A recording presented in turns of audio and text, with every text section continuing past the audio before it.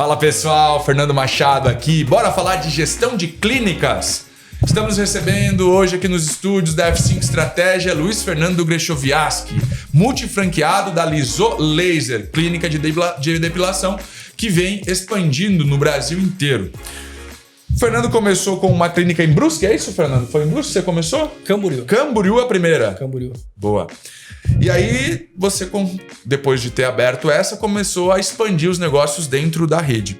Mas a questão é, assim como o Arcos Dourados, que é uma empresa multifranqueada do McDonald's, você tem um caminho que demonstra também para o lado do multifranqueado, ter mais de uma unidade, enfim. Qual que foi a tua estratégia de não, por exemplo, pegar ou abrir outros negócios, nem outras redes, e focar numa única rede? Como gestor agora, né? Falando como gestor, qual foi a estratégia e quais os resultados que esse movimento que você fez pode trazer para um franqueado, por exemplo? Então, o que a gente percebeu? O nível de energia e aprendizado. Quando a gente começou com os negócios com a Liso Laser, o suporte que a franqueadora acabou fornecendo para nós foi muito legal. E o que eu aprendi, eu pude perceber que eu teria que ampliar o número de unidades para poder escalar meu resultado. Logo depois a gente acabou montando Blumenau, depois Gaspar. E quando a gente começa a escalar, a gente começa a aprender de uma maneira mais acelerada, mais rápida. Então, esse foi um dos caminhos para eu não partir para outra operação, outro negócio distinto, né? Então, foquei dentro do meu mercado, que eu estou ganhando expertise e passando expertise para a franqueadora também. Então, a gente começou a dividir muito isso, os conhecimentos, e o caminho foi facilitando. Hoje a gente está com algumas unidades aqui em Santa Catarina, expandindo no Rio Grande do Sul, subindo para o Mato Grosso do Sul também, né? Então, tá um mercado legal. Boa.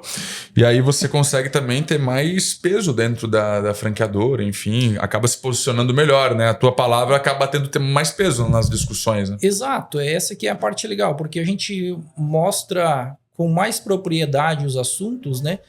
E a gente pode falar, já vivenciei isso em 2, 3, 4, 5 unidades, ou seja, não é um problema pontual, né? Ou seja, não é algo da unidade 1. Não, é algo que se repete em várias unidades e a gente precisa resolver isso e a franqueadora atende com muita clareza e a nossa demanda, né? E todas as negociações são diferenciadas também, então a gente tem vários benefícios, né? Um atendimento, um suporte dedicado também. Muito bom.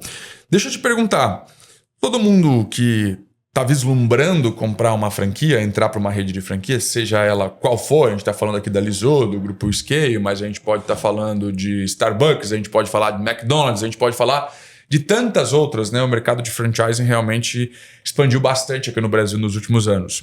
Mas eu queria saber de você que é dono, né? Porque às vezes a gente olha lá, o Fernando já está lá com as suas dezenas de clínicas. Como é que é o dia a dia de um franqueado? Eu tenho a percepção que muitas pessoas que estão na fase de escolher a franquia têm a ideia de que a franqueadora vai resolver tudo. Posso investir lá que vai funcionar, dinheiro no bolso.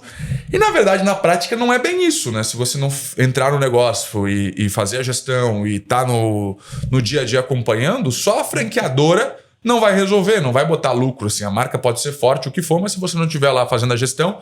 Então eu queria saber do teu ponto de vista, como é que é o dia a dia de um franqueado? Muita gente tem a visão de que é simples. Comprei a franquia, o modelo está validado, agora está tudo certo. Como é que é o teu dia a dia? É um dia a dia duro, pesado, de empreendedor também? Ou eu posso garantir aqui que é uma coisa mais leve? Conta real pra gente aí. Vamos lá, não tem nada fácil não. Quanto mais clínicas, mais problemas, mas a gente está aqui para isso, literalmente para resolver. De fato, voltando à questão da parte de gestão, quando a gente começa a aumentar a quantidade de clínicas, você cria uma estrutura melhor. Hoje eu tenho uma empresa que faz a gestão de todo o portfólio do negócio, né? Então você consegue... Eu tenho colaboradores em São Paulo, por exemplo, que fica em Baifone, dando suporte para toda a clínica. Desde a parte jurídica, a parte contábil também. Então você consegue agregar mais empresas, mais colaboradores para ajudar na gestão, mas O dia a dia não tem essa, ou seja, a gente tem que arregaçar as mangas e ir para a clínica.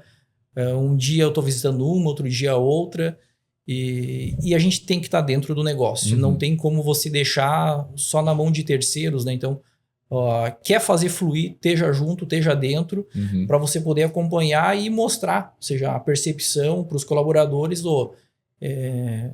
o sócio, o investidor está aqui, está acompanhando a gente, está olhando de perto, mostrar que a gente está junto, está ali para somar. Então, aquilo que um colaborador precisa, a necessidade dele, conversa conosco, passa os desafios. Então, essa proximidade auxilia bastante também, tá? Eu acho que não tem nada que rode sozinho, tá? Perfeito. Apesar de a gente estar com várias inteligências aí, mas assim, mesmo assim a gente tem que estar junto, tem que estar próximo. Isso muda completamente o jogo. Boa. Eu lembro quando nós lançamos uma das clínicas da Liso, em Florianópolis, em inglês, se eu não me engano, a gente apelou muito para uma comunicação com a comunidade. A gente foi entender o bairro, entender quem é as pessoas que vivem lá, porque a gente sabe que os ingleses, por exemplo, é uma visão que a gente tem quando constrói campanhas de comunicação, é tu entender quem está lá. E os ingleses, ele tem uma peculiaridade que ele é sazonal, por conta do período de praia. Quase que a população dobra no bairro, né? E a gente acaba sem ter muitas informações de quem é morador e de quem é visitante, quem é turista, porque todo mundo tem acesso ao celular. E aí a gente foi muito agressivo na comunidade, falando com o sotaque lá da região, se aproximando do sotaque de Florianópolis, e a gente fez, assim, no primeiro mês, um estouro de vendas. Eu quero entender com você, como estrategista da tua empresa, qual é a estratégia de comunicação que você faz quando vai fazer o lançamento, fazer uma inauguração, e quais estratégias, na tua visão, estão trazendo mais retorno para inauguração e para você conseguir fazer vendas pelo canal digital, que é onde a F5 tem a expertise? O que está dando certo para vocês? Eu parto da seguinte premissa. A gente, como hoje apenas 5% da população brasileira, mais ou menos, fazem depilação a laser, e a gente pode chegar a um número de 40%, 50%, então, por que as pessoas não fazem depilação a laser? Por falta de conhecimento. E o que é o conhecimento? Muita gente acha que é caro. Antigamente isso de fato era caro, hoje não. Então o que a gente tenta fazer? Mostrar para as pessoas que é barato, é confortável e é para todos. Então eu nas minhas clínicas tenho essa frase: é barato, é confortável e é para todos. E como que a gente precisa fazer que essa informação chegar para os nossos clientes, né, para a grande massa?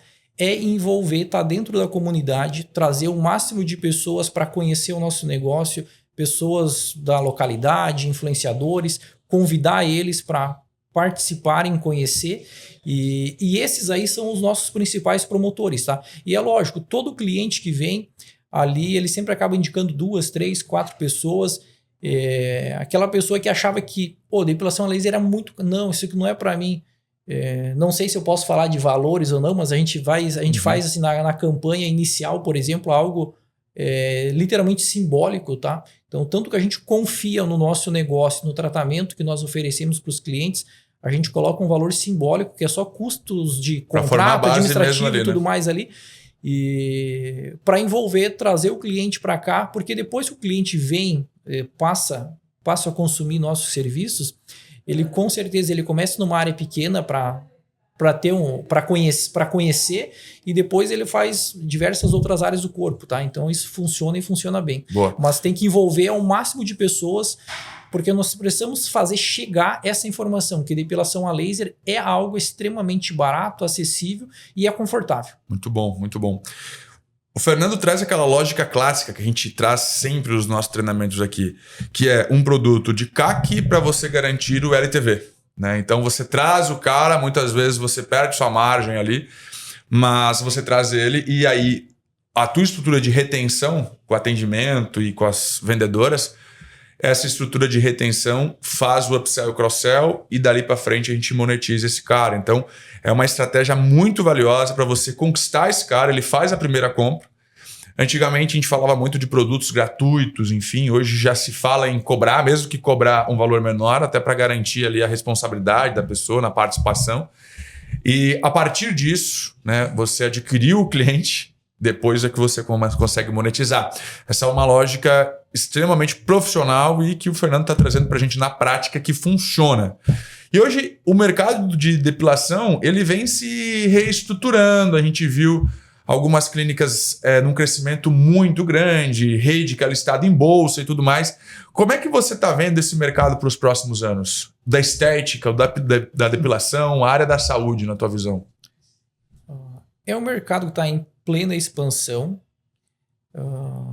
Salvo engano, tá? Eu não lembro a fonte, mas eu li que o mercado da estética no Brasil, proporcionalmente falando, é o maior comparado ao mundo, tá? Então, seja, o Brasil é o país que mais compra. Os brasileiros são as pessoas que mais compram estética, proporcionalmente falando. E quando a gente olha de novo esse número de apenas 5% fazem depilação, se os brasileiros são quem mais compram estética e na depilação a laser está em apenas 5%, mostra que nós temos um caminho gigante ainda, um mercado para nós explorar. Isso é o que me faz continuar nesse mercado da estética mesmo. Ou seja, eu acho que a gente tem muito para crescer ainda. Cada vez mais o pessoal está investindo em novos equipamentos, novos procedimentos. E é um mercado legal. O importante é que, por trás da movimentação econômica que faz esse mercado, a gente tem que colocar na pauta o quanto o brasileiro está cuidando mais da saúde, da estética que traz para ele saúde no quesito psicológico e de autoestima. Então, quando você se sente bem, você vive melhor, você vive bem, você vive mais confortável. E essa é uma movimentação, por exemplo, uma clínica de depilação, se a gente falasse disso há 10 anos, seria meio que uma loucura, né? Lembra? A dificuldade, a parte masculina, principalmente, cética a esse tipo de procedimento. Tudo que envolvia estética, né? O homem ele tinha prazer de falar que ele era o chucrão, né? E hoje a gente vê uma movimentação contrária no mercado, onde os homens também estão entendendo que é um cuidado com a saúde, para com eles, né? Distante de preconceito. Então, essa movimentação contribuiu muito, né? E, na verdade, foi a leitura que vocês fizeram do comportamento das pessoas. Exato. Né? E todo modelo de negócio, ele nasce em cima disso, né? A gente não cria um modelo de negócio, uma empresa nova, só porque eu defendo aquela ideia e acho aquela ideia interessante, mas sim porque a gente entende que vai acompanhar a mudança do comportamento de compra das pessoas, muito mais do que o comportamento de compra, às vezes é um comportamento de vida, né? E que aquilo pode trazer algum retorno financeiro e pode ter ali uma oportunidade de negócio. E que o mundo continue evoluindo, porque na conta disso tudo também está pessoas mais saudáveis, mais confortáveis, pessoas que se cuidam mais. Na conta disso tudo tem um benefício muito grande para a gente, né? Com certeza. Falando do público masculino, o que a gente percebeu, tá? Que muito homem tem vergonha, tá? Essa que é a verdade. Então, você tem essa barreira e hoje a grande maioria dos homens, todos eles começam a fazer depilação a laser na barba, algo que incomoda o pezinho do cabelo. Eu já fiz 3 vezes. Então é o seguinte, o pessoal começa vindo por essas áreas e depois ele vê que é algo... E vamos falar agora da lisolaser. Diferente de outras clínicas... tu pega alguma outra rede que é mais voltada a geolaser, por exemplo. Todas as clínicas, até onde eu sei, atendem homens e mulheres.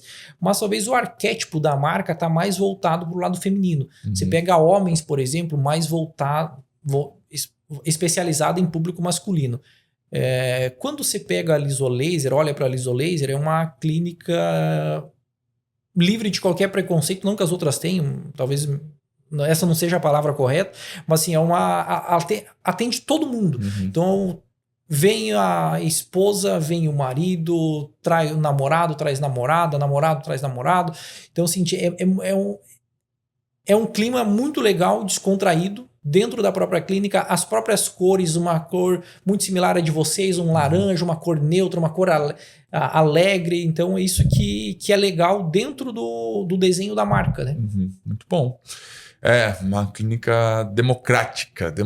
Hoje as pessoas estão buscando mais qual área do corpo para fazer o tratamento? Não, o procedimento. Procedimento, vamos lá. As mulheres iniciam normalmente por áreas íntimas, tá? Iniciam por áreas íntimas. E os homens iniciam sempre pela faixa de barba, né? Pela faixa de barba, o pezinho do cabelo, a nuca. mas o homem contrata muito tórax, costas, né? Então, a parte superior do corpo. A clínica atende, seja a área que o cliente quiser fazer, a gente faz, né? Mas assim, os homens fazem predominantemente a área superior, né? E as mulheres não, as mulheres iniciam, assim, eu acho que é um desejo delas, começam pela área íntima, né? Mas depois faz perna, bem, toda a área do corpo, né? Quando a gente tem uma empresa do estilo da sua, né, um ticket médio não tão alto, por exemplo, se a gente for comparar com uma clínica de implantes odontológicos, o ticket é um pouco mais alto. Qual é o segredo da gestão sua? É equilibrar caixa? Você não diminui margem? Qual é o segredo para você manter sempre essa operação saudável? Você como gestor, que dica que você pode dar para quem está abrindo uma operação dessa de estética hoje, por exemplo?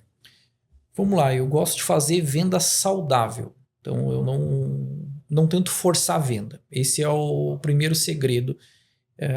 Trabalho primeiro com a experiência do cliente, tá? Então, a gente tenta propiciar isso, a melhor experiência para o cliente. Quando a gente propicia a melhor experiência, ele indica mais 2, 3, 4, 5 pessoas e as vendas acontecem naturalmente, tá? Então as vendas acabam acontecendo naturalmente e vendas de qualidade. A gente tem sim alguns indicadores, todos os indicadores a gente precisa de lead, nível de inadimplência, o que a gente tem que cuidar. A questão dos custos, a gente tem um custo bastante otimizado, então como eu consigo diluir algumas despesas administrativas entre todas as clínicas, então isso acaba facilitando para mim um pouco e a gente consegue dividir as experiências também, né? O que nós fizemos em Novo Hamburgo, Rio Grande do Sul, que deu muito certo, a gente pode repetir aqui. Então, aqui em Palhoça, por exemplo, né? Então a gente consegue fazer isso de uma maneira mais estratégica. Mas assim, não seria isso, tá? Não tem muita coisa que a gente não fica reinventando a roda. Perfeito. Tá? A gente não fica alucinando, como eu comentei para ti. Todo mês eu sempre estou testando algo diferente, mas é pontualmente numa clínica, ou seja, então, como a gente tem várias, então talvez isso, se não der certo, não vai representar muito. Se der certo, a gente consegue replicar para as demais. Perfeito. Né? Qual que é a tua lógica? Quando você vai testar, chega uma ideia para você. Qual que é a lógica para que você crie esse processo? Eu vou entender primeiro, daí eu aplico numa primeira, dou um tempo para maturar. Qual que é a lógica? Qual é o processo que você usa na hora de testar algo novo? Temos que primeiro tentar entender a ideia, né? Mas assim, eu não gosto, mesmo quando não dá certo, não necessariamente eu desisto no primeiro momento, tá? Então, a gente não roda uma semana, 10 dias e tudo mais, não deu certo. Não, porque tem a questão da equipe também estar se adequando, então às vezes vamos pensar numa promoção, tá? Às vezes é o público, às vezes é a parte interna também, tá? Como tratativa interna. Então a gente tem que tentar entender e adequar os dois lados. Então a minha equipe está preparada para essa campanha ou não, para essa abordagem. Vamos pegar o exemplo de nós fazíamos antigamente praticamente tudo venda online. Tá? Tudo venda online. E a gente tinha um tabu com relação a trazer o cliente para dentro da clínica para avaliação, o atendimento raiz, que nem a própria franqueadora fala ali. E depois que a gente começou a fazer isso, a gente percebeu que deu certo. Mas não deu certo de primeira. A gente precisou aí 30, 40 dias para estar treinando a equipe, validando. Tive que trazer profissional de outra clínica que já estava com isso rodando melhor. Joguei para Lages, pegando exemplo de Lages, tá? Então em Lages a gente acabou colocando outros profissionais de outras clínicas, ficaram full time lá, literalmente treinando a equipe. E depois que a gente percebeu que a equipe estava bem alinhada, hoje roda muito bem. Lages, por exemplo, é uma cidade que não quer ficar, em hipótese alguma, sem a avaliação raiz. Nós temos particularidades. Camboriú é muito forte no online. Entendi. Tá? Camboriú a gente percebeu que o povo é muito mais dinâmico ali. Então não quer dizer que mesmo tendo várias clínicas, o que você faz numa obrigatoriamente vai dar certo na outra, né? Então você acaba entendendo isso. Mas quando a gente vai fazer um teste, assim, de novo, o teste não é um teste única, muito rápida e muito simples. A gente tenta fazer 2, 3 vezes para, de certa forma, entender o que precisa ser ajustado antes de progredir para próximas ou descartar de vez, né? Perfeito. Vamos fechar com a última aqui. Leads, cara. Quando chegam os leads, o canal digital para você é um canal importantíssimo, né? Exato. Hoje, qual é a porcentagem que representa das tuas vendas no mês que vem do canal digital? Uma pergunta interessante. Por quê? Eu tenho clínicas, vamos pegar exemplo de Camboriú. Camboriú, o digital representa um volume alto de venda, tá? Mas a minha equipe interna é muito forte em revenda, tá? Então ela é muito forte em revenda. Eu tenho dentro do meu negócio uma pizza que a gente divide que o digital teria que representar 33%, a revenda mais 33%, e o outro 33% teria que ser a mídia off, indicação, teria que ser dessa forma. Mas, assim, eu tenho lajes, por exemplo, que 50% das minhas vendas estão vindo através do meio digital. Elas fecham, às vezes, dentro da clínica, mas vêm obrigatoriamente do digital. Lá, a indicação não estava tão forte. Da mesma forma em Gaspar, tá? Em Gaspar, o meu digital representa muito. Mas a gente tentar equilibrar isso em mais ou menos 1/3 cada uma das vertentes. Entendi. Tá? Para ser bem equilibrado e você ter um ótimo resultado. E qual é o processo que funciona? Quando o lead chega, qual é o processo de atendimento que funciona para vocês lá? O que converte e o que não converte? O que converte é o seguinte: quanto mais rápido você conversar com o cliente, não deixar o cliente esperando. Uhum. Tá? Então eu acho que você ser atencioso com ele e da maneira mais rápida possível, isso é o que vai facilitar o teu caminho da negociação. Quanto mais tempo a gente demorar, mais distante a gente fica do lead. E é um ponto de contato só? Vocês têm mais de um ponto de contato? Como é que vocês treinam a galera lá? Não, tem vários pontos de contato. Eu tenho hoje uma profissional que trabalha em São Paulo também. Ela fica full time acompanhando praticamente todas as clínicas.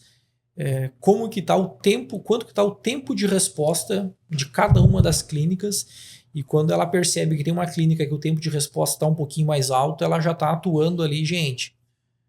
Olha só, estamos demorando 4, 5 minutos de média para estar respondendo esse cliente. Nós temos que acelerar isso. O que está acontecendo? O volume de mensagem está muito grande, eu vou ficar aqui essa semana acompanhando, auxiliando vocês para a gente diminuir isso. A gente não pode deixar esfriar esse cliente. Esse cliente está aqui, a gente tem que responder e atender ele de imediato. Perfeito. Muito bom. Fernando, obrigado pela participação. Mais sucesso para você. Que a gente converse muito ainda sobre a tua expansão. E obrigado pela visita. Eu que agradeço aí. Vamos desenhar uma parceria de sucesso aqui. F5, Lisolaser Palhoça, né? E vai dar certo. Vai dar boa. Obrigado. Pessoal, continue acompanhando as nossas redes sociais e o nosso canal no YouTube, F5 Estratégia. Um abraço e até a próxima.